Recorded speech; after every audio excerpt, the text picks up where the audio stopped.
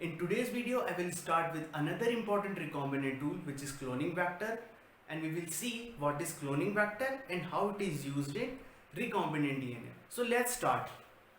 So cloning vectors are basically genetically engineered in vitro culture.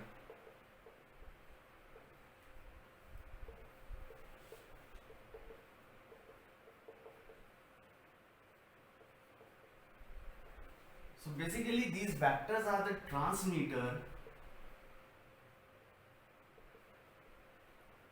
for alien DNA. So this point is very important.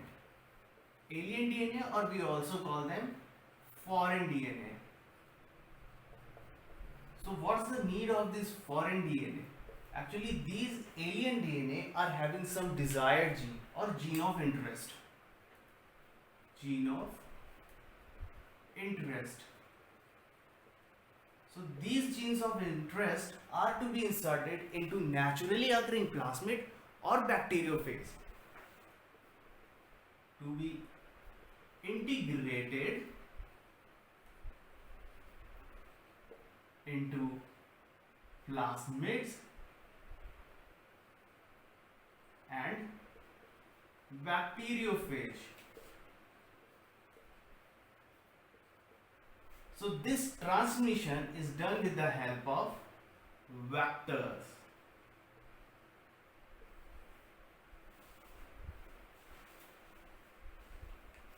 So now we will see that why we are using plasmid and bacteriophage to insert our alien DNA. So this is because these plasmids and bacteriophage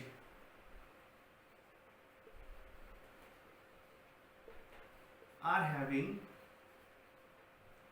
self-replicating ability.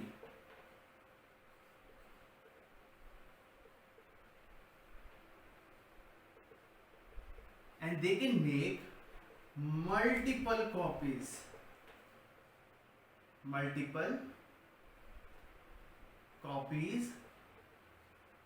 at a very high rate.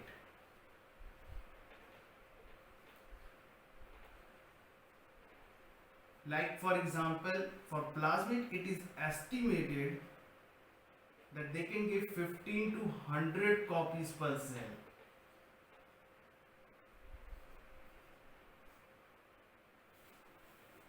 So that's why we are making use of plasmids and bacteriophage to insert our alien DNA, and we are manipulating the gene sequences of this plasmid and bacteriophage.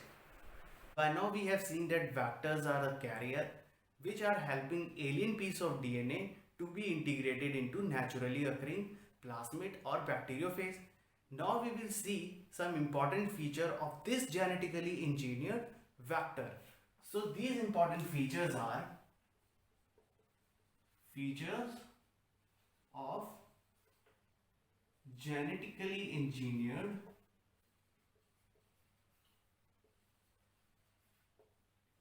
vectors.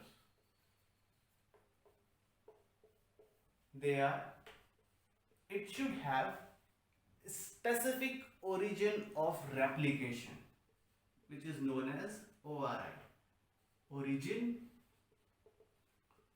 of replication.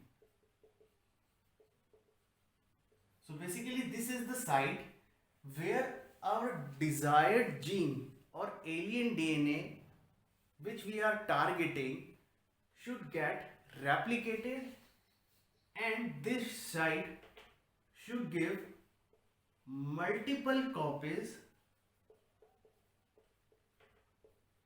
with that particular targeted DNA.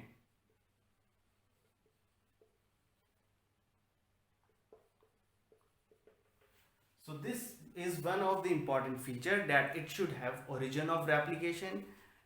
Actually on the genetically engineered vector there is one specific origin of replication where DNA or targeted DNA will have ability to multiply and give number of copies along with that particular desired genes. Now next is selectable markers. Selectable markers are second important feature of these genetically engineered vectors. So basically selectable markers are helping in identifying transformant from non-transformant.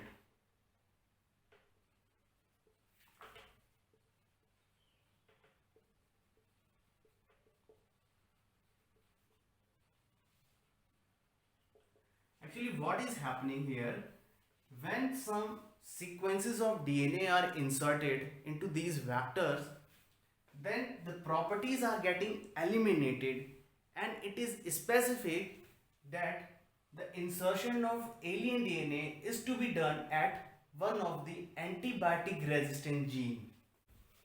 And the third feature is multiple cloning site. And these multiple cloning sites are having specific recognition sequence for specific restriction enzyme. They have specific recognition sequence for specific restriction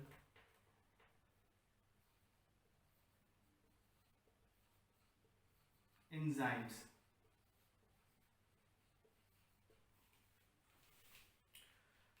So these three are some main important features of genetically engineered cloning vector.